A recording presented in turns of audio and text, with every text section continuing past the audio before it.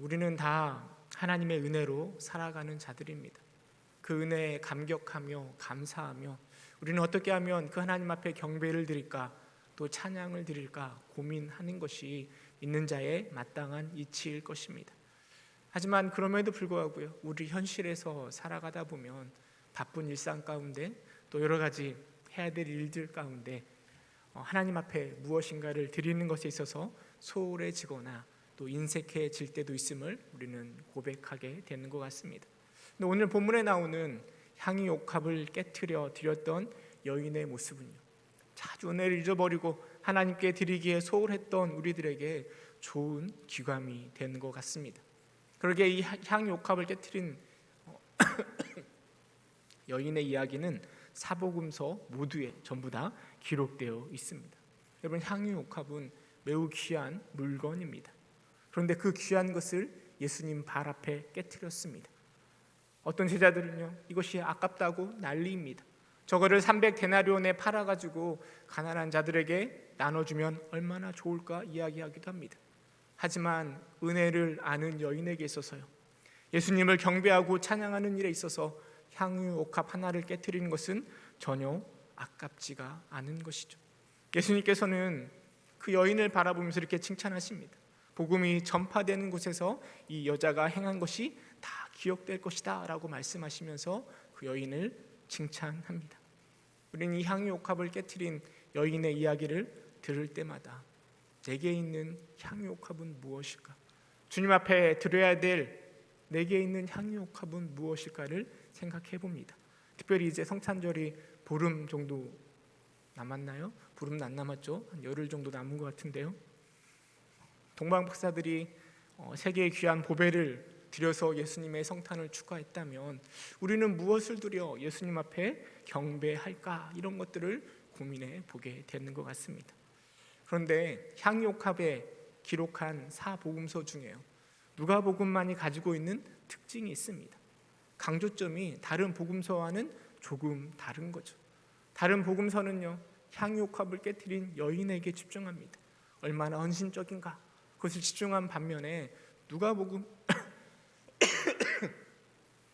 누가복음에 바라보면 향유 옥합을 깨트린 여인에게 집중하는 것이 아니라요, 그 여인을 바라보는 시선에 대해서 더 많은 이야기를 기록하고 있습니다. 특별히 향유 옥합을 깨트린 여인을 바라보는 바리새인에 대한 예수님의 가르침을 더 상세하게 기록하고 있습니다. 그래서 누가복음의 강조점은 다른 복음서와는 조금 다르다라는 거죠. 그래서 오늘은 영적인 교만함이라는 제목을 가지고요, 옥합을 깨트린 여인을 바라보는 바리새인에게 주시는 우리 주님의 교훈이 무엇인지를 함께 나누며 은혜를 받고자 합니다. 오늘 본문의 이야기는 한 바리새인이 예수님을 식사 자리에 초청하면서 시작되고 있습니다. 당시 함께 식사를 한다라는 것은요, 굉장히 큰 의미가 있습니다. 서로 같은 수준의, 같은 거룩한 수준의 사람임을 말하는 것이고요, 더불어 더 친밀해지기를 바라는 마음이 그 안에 담겨져 있기 때문입니다. 사실 바리새인들은요, 예수님에 대해서 매우 적대적인 사람들이었습니다. 혜성처럼 나타난 예수님이 이 바리새인들의 영적인 영향력들을 다 빼앗아가고 있습니다. 예수님이 말씀하실 때마다 바리새인들의 외식을 지적하고 독사의 자식들이라고 이야기하면서 엄청나게 뭐라고 부정적으로 이야기하고 있습니다. 그러기에 예수님을 바라보는 바리새인의 시선은 고울 수가 없는 거죠.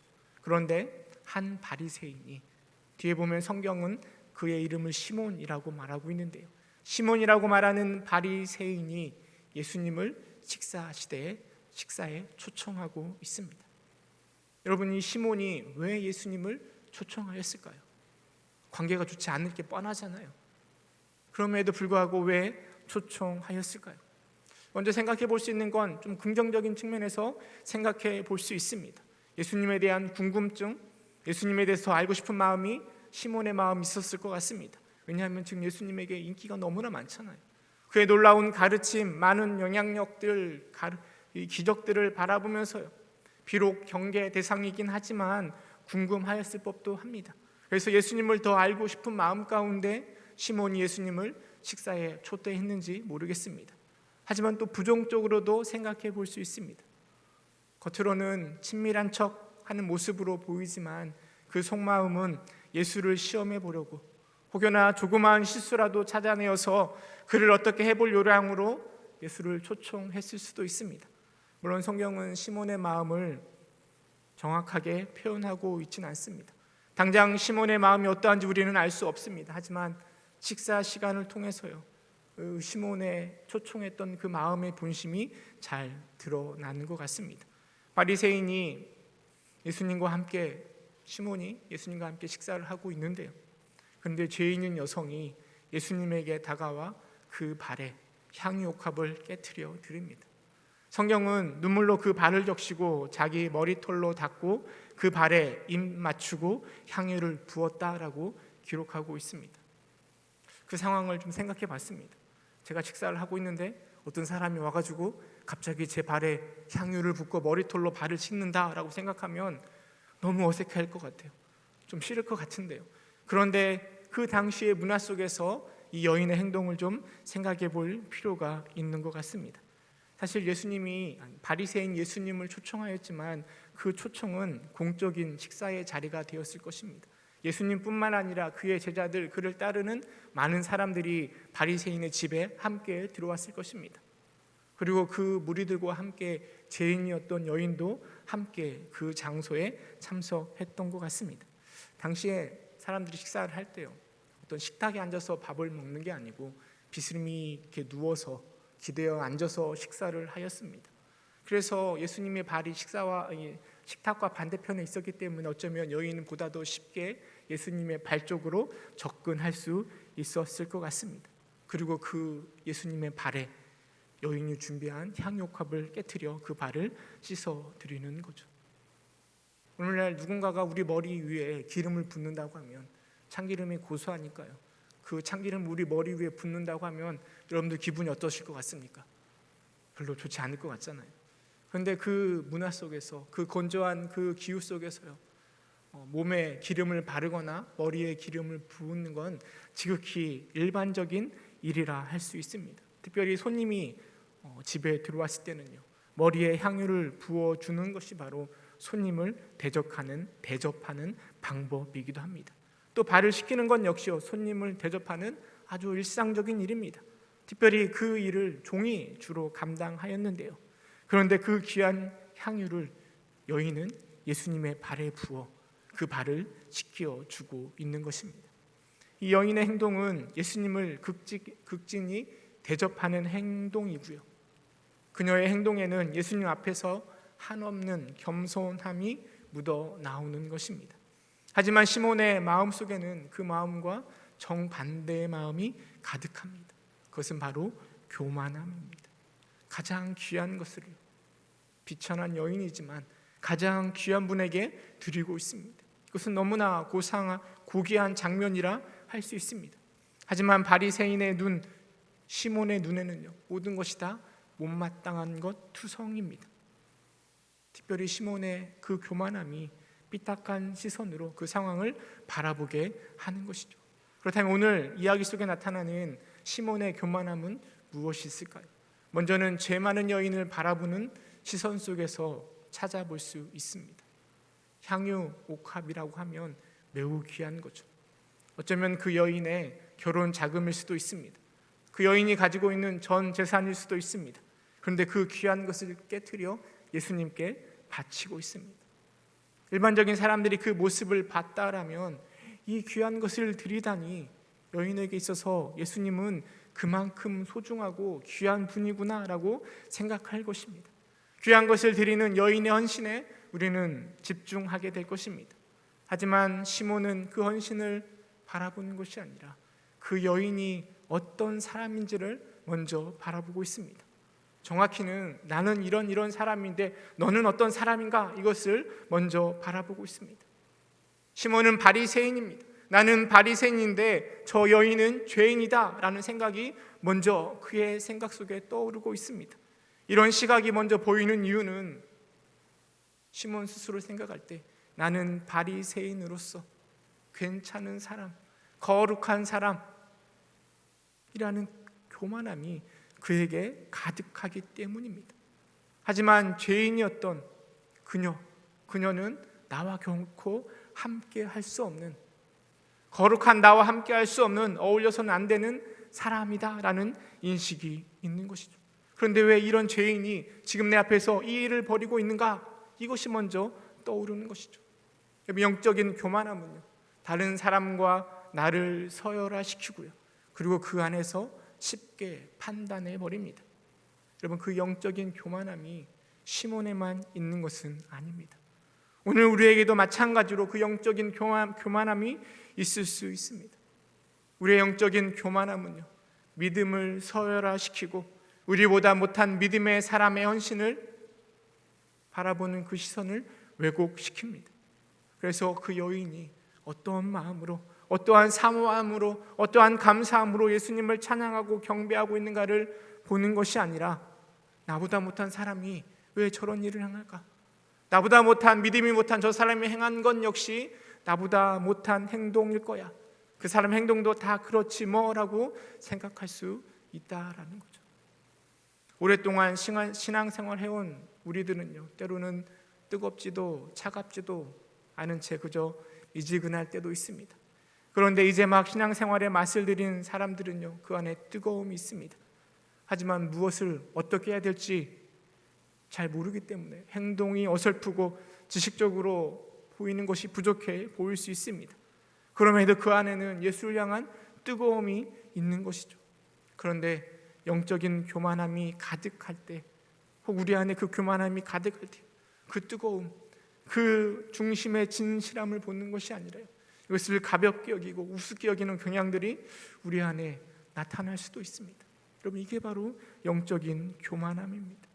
사실 집에 초대한 예수님을 대접하는 일, 머리에 기름을 바르고 발을 씻겨주고 입을 맞추는 것은요, 그 여인이 해야 될 일이 아니라 예수님을 집으로 초대한 시몬이 해야 될 일입니다. 그런데 시몬은 아무것도 하지 않고 있습니다. 그를 대신해서 지금 여인이 그 일을 감당하고 있습니다. 그런데 시몬은 자신의 연약함을, 자신의 교만함을 바라보는 것이 아니라 그저 저 죄인이 왜 저 일을 행하고 있는가, 이것만 바라보고 있습니다. 그 안에 영적인 교만함이 가득하기 때문이죠. 또 다른 영적인 교만함은 예수님을 대하는 태도에서 나타납니다. 손님 대접하기에 철저한 유대인이었던 또 바리새인인 시몬이요, 여러분, 손님 대접하는 것을 까먹었을까요? 귀한 예수님이 오셔서 너무나 깜짝 놀란 나머지 예수님을 대접하는, 손님을 대접하는 방법을 놓쳤을까요? 저는 그렇게 생각하지 않습니다. 이것은 굉장히 의도적인 것이라 생각되어집니다. 비록 예수님의 인기가 어마어마하고 기적과 가르침에 대해서 시몬도 잘 알고 있기 때문에 함부로 대하지는 못하지만 손님 대접하는 것들을 다 빠뜨림으로써 예수를 대하는 그 태도가 어떤지를 잘 보여주고 있는 것이죠. 내가 너보다 더 나을 수 있는 사람이야 라는 자신의 의를 그런 모습을 통하여 드러내고 있는 것이라 생각되어집니다. 그리고 그 한 죄인의 헌신, 향유옥합을 깨트려 손님을 대접하는 그 모습을 그대로 수용하는 예수님을 바라보면서 비판하는 것이죠. 누가복음 7장 39절을 이렇게 이야기합니다. 우리 함께 읽어보도록 하겠습니다. 시작.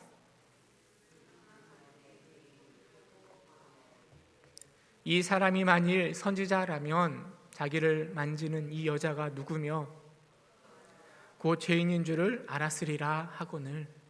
예수가 선지자라면 지금 예수에게 향유옥합을 깨트린 그 여인이 죄인인 것을 분명 알았을 것이고, 부정한 여인이 자신에게 손을 대면 자신도 부정해진다라는 사실을 알았더라면 예수는 여인이 오지 못하도록 막았어야 되는데, 그것을 막지 않는 것으로 보아서 예수는 하나님에서부터 온 자가 아니다, 예수는 나보다 더 의로운 사람이 아니다라는 그 교만함이 그의 마음속에 자리 잡고 있는 것입니다. 내 안에 있는 자신의 의가 예수님보다 더 대단하다고 생각하는 영적인 그 교만함, 여러분, 그 교만함이 혹 또 우리 안에 있는 것은 아닌지 우리도 점검해 보아야 됩니다. 물론 우리는 예수님을 믿는 자들이기 때문에 예수님을 무시하거나 내가 예수님보다 낫다라는 교만함을 가진 사람은 없을 것입니다. 하지만 그럼에도 불구하고 우리는 예수 앞에서 영적인 교만함이 나타납니다. 내가 쌓은 의의 모습이 하나님을 능가한다, 이런 생각을 가지게 되는 거죠. 사실 능가한다라는 것은 하나님을 능가하는 것이 아니라 내 의가 하나님의 요구에 도달할 수 있다, 충분히 나는 칭찬받을 만하고 구원에 이르기에 조금도 손색이 없을 것이다 라는 생각이 그 안에 가득 차 있는 것이죠. 이게 바로 주님 앞에서 가지는 영적인 교만함일 것입니다. 여러분, 이런 영적인 교만함은요, 하나님의 필요를 느끼지 못하게 합니다. 왜냐하면 나는 충분히 잘하고 있거든요. 그 교만함은 예수의 십자가의 사건이 없어도 충분히 우리는 구원받을 수 있다, 천국에 들어갈 수 있다, 무엇이든지 할 수 있다라는 자신감을 가져다 주기 때문입니다. 그래서 예수님을 초청하고도 대접하지 않음으로 예수를 무시했던 것처럼 영적인 교만함에 빠진 사람들은요, 나는 알 만큼 알고 있고, 나는 성장할 만큼 성장하고 있고, 믿을 만큼 믿고 있다라고 생각에 빠진 나머지 예수에 대해서 소홀하게 대하는 것입니다. 그래서 더 이상 십자가의 은혜가 없이도 잘 살 수 있는 사람이라고, 십자가의 은혜가 필요한 사람, 이제 막 교회에 나온 저 사람들이라 라고 생각하고 착각하는 것입니다. 여러분, 이런 교만함은 우리로 하여금 더 이상 하나님을 의지하지 않게 만들어 버립니다. 하나님이 필요하지 않은 나의 신앙생활을 하고 있지는 않지만 하나님이 필요치 않는 나의 믿음 생활로 나아갈 수 있습니다. 이게 바로 영적인 교만함의 모습입니다. 여러분, 이런 영적인 교만함에 우리가 놓여 있는 것은 아닌지 우리의 모습을 늘 점검해야 될 것입니다. 이런 교만함이 가득한 시몬을 위해서요, 예수님께서 한 가지 비유를 통해서 교훈을 더해 주십니다. 500데나리온과 50데나리온의 비유입니다. 데나리온이라고 하면 한 사람이 하루 동안 일한 일당입니다.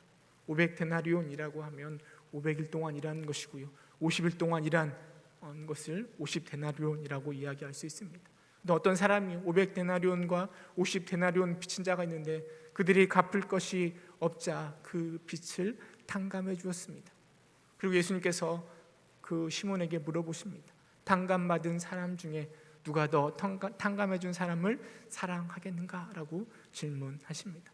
당연히 500데나리온을 탕감받은 자가 더 사랑할 것이다 라고 대답하는 거죠. 여러분, 이 이야기를 통해서요, 예수님께서는 영적인 교만함에 빠진 시몬에게 몇 가지 교훈을 전해주고 계십니다. 첫 번째로 생각해 볼 수 있는 교훈은요, 자칭 의롭다고 생각하는 시몬은 받을 은혜, 하나님께로 받을 은혜가 없는 것입니다. 왜냐하면 용서받을 죄가 없다라고 생각하고 있기 때문에, 자신은 의로운 사람이다라고 생각하고 있기 때문에 용서받을 것도 없다라고 생각할 수밖에 없기 때문입니다. 빌린 돈이 적은 사람은요, 탕감을 받은 것도 적을 것이며 어쩌면 나 스스로도 갚을 수 있고, 탕감해 준 사람에 대해서 그렇게 고맙게 감사하게 생각하지도 않을 수 있습니다. 내가 좀만 노력하면 얼마든지 탕감할 수 있을 텐데 라고 생각하기 때문인 거죠. 하지만 이것은 우리 편에서의 착각입니다. 물론 우리는 저 사람보다 더 거룩하다, 더 낫다라고 비교하면서 생각할 수 있습니다.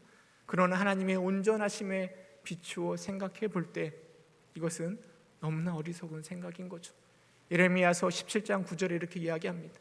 만물보다 거짓되고 심히 부패한 것은 우리의 마음이라 라고 이야기하고 있습니다.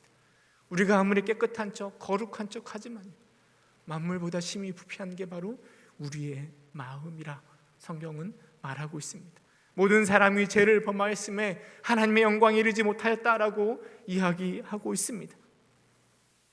세상에서 가장 추악하고 더러운 것은 바로 나의 모습입니다. 그 누구도 하나님의 은혜, 용서하심이 없이는 구원에 이르지 못할 것입니다. 그럼에도 불구하고 나는 괜찮은 사람이고 용서받을 것이 적다, 없다라고 생각하는 것은 정말 어리석은 생각인 것이죠. 이 생각이 바로 영적인 교만함 때문입니다. 이런 영적인 교만함은 우리로 하여금 받을 은혜, 용서의 은혜를 다 사라지게 만듭니다.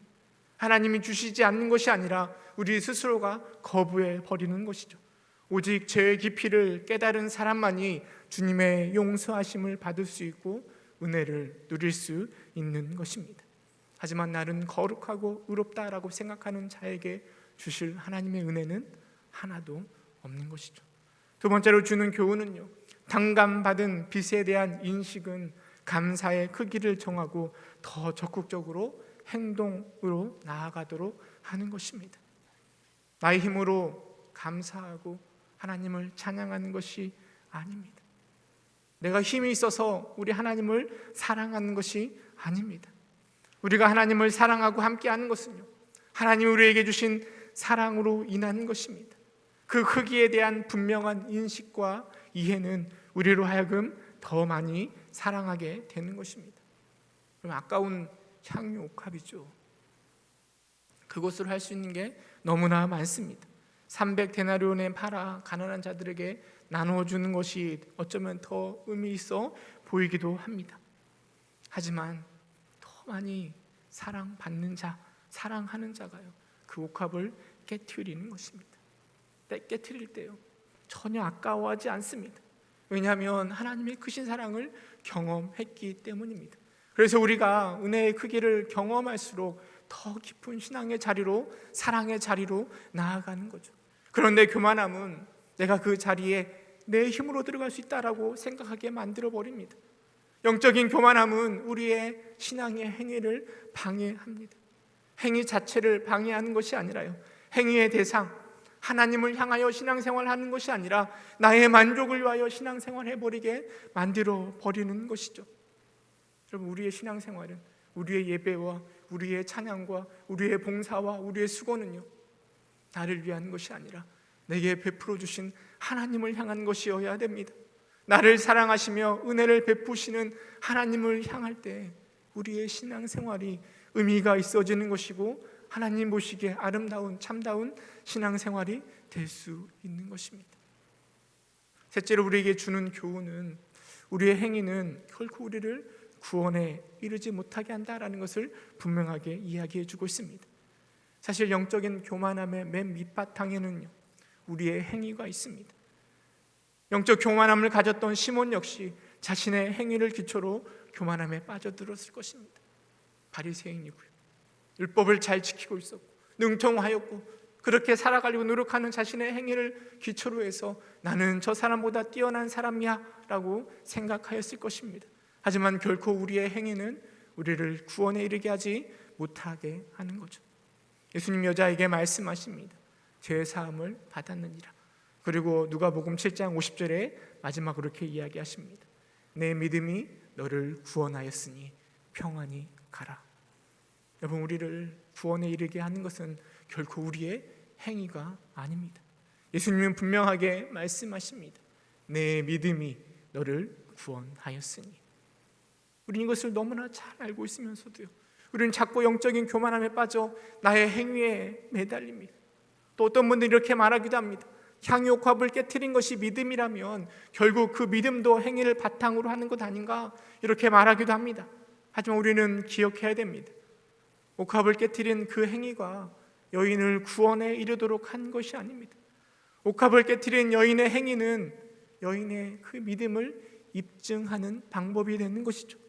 옥합을 깨트렸던 그 여인의 행위가요, 그의 믿음의 진실함을 보여주는 것입니다.